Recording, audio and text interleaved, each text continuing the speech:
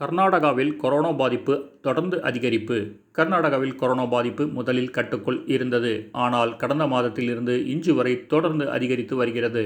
கர்நாடகாவில் இன்று மேலும் 5018 பேருக்கு கொரோனா தொற்று இருப்பது உறுதி செய்யப்பட்டுள்ளதாக அம்மாநில சுகாதாரத்துறை தெரிவித்துள்ளது.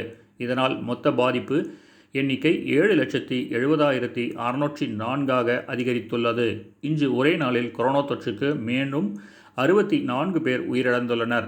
இதன் மூலம் உயிரிழந்தவர்களின் எண்ணிக்கை 10,542 உயர்ந்துள்ளது. இன்று ஒரே நாளில் 8,005 பேர் கொரோனா தொற்றிலிருந்து குணமடைந்து வீடு திரும்பியுள்ளனர். இதனால் குணமடைந்தவர்களின் எண்ணிக்கை 6,53,829 அதிகரித்துள்ளது. இந்தியாவில் கொரோனா பாதிப்பு 75 லட்சத்தை கடந்தது. இந்தியாவில் கொரோனா வைரஸ் தொடர்ந்து அதிகரித்து வருகிறது. கடந்த மாதம் தினசரி நோய் தொற்று 1 லட்சத்தை எட்டிய நிலையில் தற்போது படிப்படியாக குறைந்து 60,000க்கும் கீழ் வந்துள்ளது. இன்று காலை மத்திய சுகாதாரத்துறை வெளியிட்ட தகவலின்படி இந்தியாவில் கொரோனாவால் பாதிக்கப்பட்டவர்களின் எண்ணிக்கை 75 லட்சத்தை கடந்துள்ளது. மொத்த பாதிப்பு 75,50,273 உயர்ந்துள்ளது. கடந்த 24 மணி நேரத்தில் 55,722 பேருக்கு கொரோனா தொற்று உறுதி செய்யப்பட்டுள்ளது. 579 பேர் மரணமடைந்துள்ளனர். இதன் மூலம் கொரோனா வைரஸால் உயிரிழந்தோர் எண்ணிக்கை 1,14,610 உயர்ந்துள்ளது.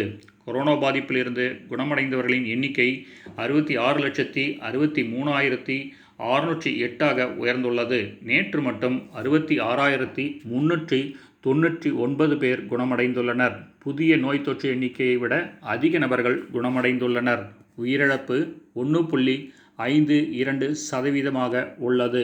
குணமடைந்தோர் விகிதம் 88.26% உயர்ந்துள்ளது. திருவனந்தபுரம் பத்மநாபசுவாமி கோவிலில் பக்தர்கள் அனுமதி. திருவனந்தபுரம் பத்மநாபசுவாமி கோவிலில் தலைமை அர்ச்சகர் உள்பட 12 பேருக்கு கடந்த 10 நாட்களுக்கு முன்பு கொரோனா தொற்று ஏற்பட்டது. இதனால் பக்தர்கள் தரிசனத்திற்கு தடை விதிக்கப்பட்டு கோவில் நடை மூடப்பட்டது. கோவில் தந்திரியின் தலைமையில் வழக்கமான பூஜைகள் நடந்து வந்தது. கோவிலின் வளாகத்தை சுத்தம் செய்யும் பணி தொடர்ந்து நடந்து வந்தது. தூய்மை பணிகள் நிறைவடைந்ததை அடுத்து இன்று முதல் மீண்டும் பக்தர்கள் தரிசனத்திற்கு அனுமதி அளிக்க கோவில் நிர்வாகம் சார்பில் முடிவெடுக்கப்பட்டுள்ளது. காலை 8 மணி முதல் 11 மணி வரையிலும், மாலை 4 மணி முதல் 6 மணி வரையிலும் பக்தர்கள் சுவாமி தரிசனத்திற்கு அனுமதிக்கப்படுவார்கள்.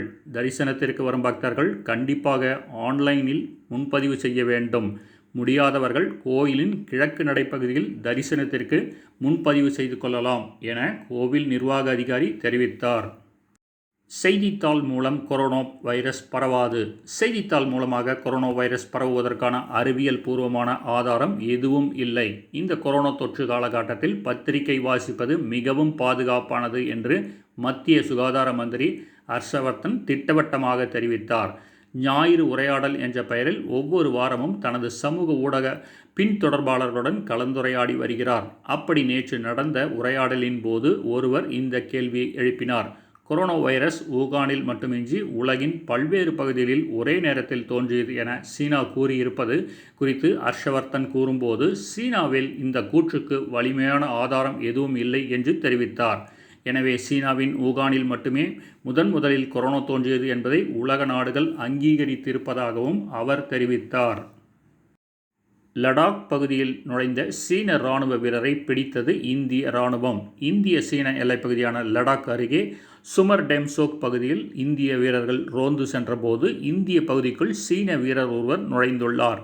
அவரை இந்திய ராணுவ வீரர்கள் பிடித்து விசாரணை மேற்கொண்டு வருகின்றனர். அவர் கவனக்குறைவாக எல்லைப்பகுதியில் நுழைந்திருக்கலாம் எனவும், விசாரணைக்கு பிறகு உரிய பாதுகாப்பு நடைமுறைகள் பின்பற்றப்பட்டு அவர் சீன ராணுவத்திடம் ஒப்படைக்கப்படலாம் என தெரிகிறது. கேரளாவில் இன்று கொரோனா தொற்றால் 21 பேர் உயிரிழப்பு.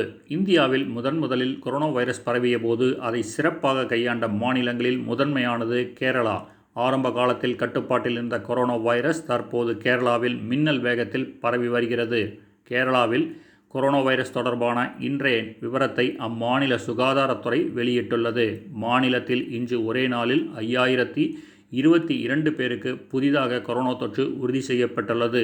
இதில் கேரளாவில் கொரோனாவில் உறுதி செய்யப்பட்டவர்களின் மொத்த எண்ணிக்கை 3,46,881 அதிகரித்துள்ளது.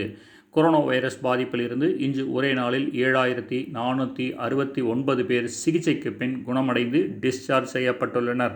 வைரஸ் தாக்குதலுக்கு இன்று 21 பேர் உயிரிழந்துள்ளனர். இதனால் கேரளாவில் கொரோனா தாக்குதலுக்கு பலியானோர் மொத்த எண்ணிக்கை 1182 அதிகரித்துள்ளது. கொரோனாவுக்கான சிகிச்சை முறையை கண்டறிந்த 14 வயது சிறுமி. அமெரிக்க வாழ் இந்திய வம்சாவளியைச் சேர்ந்தவர் அனிகா செப்ரோலோ.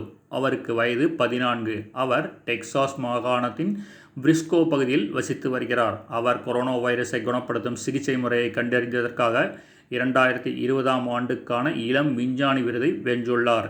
அவருக்கு 18 லட்சம் ரூபாய் பரிசும் வழங்கப்பட்டுள்ளது. சிலிகோ முறையின் மூலம் தலைமை மூலக்கூறுகளை கண்டறிந்து அதன் மூலம் தேர்ந்தெடுக்கப்பட்ட சார்ஸ் கோவிட் வைரஸின் கூட்டு புரதத்தை இணைக்கலாம் என்ற சிகிச்சை முறையை கண்டறிந்துள்ளார். அவருடைய ஆராய்ச்சி கொரோனா வைரஸை குணப்படுத்தக்கூடியது தொடர்பான ஆய்வு இல்லை. சிலிகோ முறையின் மூலம் இன்ஃப்ளூயன்சா வைரஸின் புரதத்தை பிணைக்கக்கூடிய தலைமை மூலக்கூறை கண்டறிவது தொடர்பானது. உலக அளவில் கொரோனா பாதிப்பு எண்ணிக்கை 4 கோடியை கடந்தது. சீனாவின் வூகான் நகரில் கடந்த ஆண்டு இறுதியில் கொரோனா வைரஸ் கண்டுபிடிக்கப்பட்டது. தற்போது உலகின் 210 நாடுகளுக்கு மேல் பரவியுள்ள இந்த வைரஸ் பெரிய அளவில் மனித இழப்புகளை ஏற்படுத்தி வருகிறது. இந்நிலையில் கொரோனா வைரஸ் தாக்குதலால் பாதிப்படைந்தோர் எண்ணிக்கை 4 கோடியை தாண்டியுள்ளது. உலகம் முழுவதும் கொரோனா வைரஸ் தாக்குதலில் சிக்கி மீண்டவர்கள் எண்ணிக்கை 3 கோடியை கடந்தது. கொரோனாவுக்கு சிகிச்சை பெறுபவர்களில் 71,900க்கும் அதிகமானோர் நிலைமை கவலைக்கிடமாக உள்ளது.